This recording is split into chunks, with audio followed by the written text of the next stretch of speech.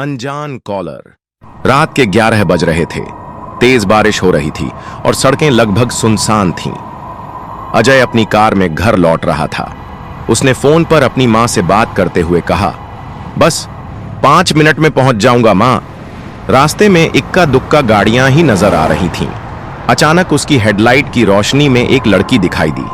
वह सफेद कपड़ों में थी, पूरी तरह भीगी हुई और सड़क के किनारे खड़ी थी। अजय ने झिझकते हुए कार रोकी और खिड़की नीचे कर कहा, सुनिए, आपको कहीं छोड़ दूं?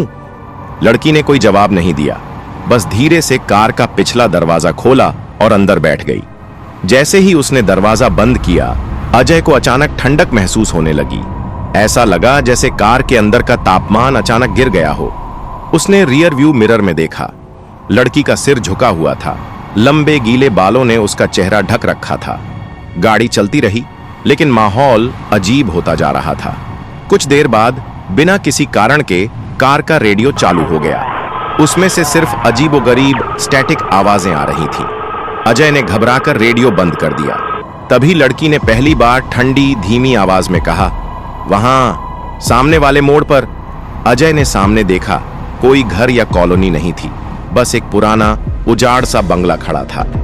अजय ने गाड़ी बंगले के सामने रोक दी। बाहर घना कोहरा छाया हुआ था और माहौल अजीब रूप से सन्नाटा भरा था। उसने पीछे मुड़कर लड़की से पूछा, आप यहां रहती हैं? लेकिन सीट खाली थी। लड़की गायब हो चुकी थी, पर सीट पूरी तरह भीगी हुई थी, जैसे कोई वहां बैठा हो। अजय का दिल जोरों से धड़कने लगा। तभी उसका फोन अचानक बज उठा। स्क्रीन पर अनजान नंबर चमक रहा था। अजय ने घबराकर फोन उठाया। दूसरी तरफ से एक ठंडी आवाज आई, तुमने उसे गाड़ी में बैठाया? अजय की सांसें तेज हो गईं। उसने कांपते हुए पूछा, कौन हो तुम? उस आवाज ने कहा, जिस लड़की को तुमने लिफ्ट दी, वो 5 साल पहले इसी सड़क पर मारी गई थी और हर साल इसी रात वह लौटती है। अजय के हाथ से फोन लगभग गिर गया। उसका मन डर से कांप उठा।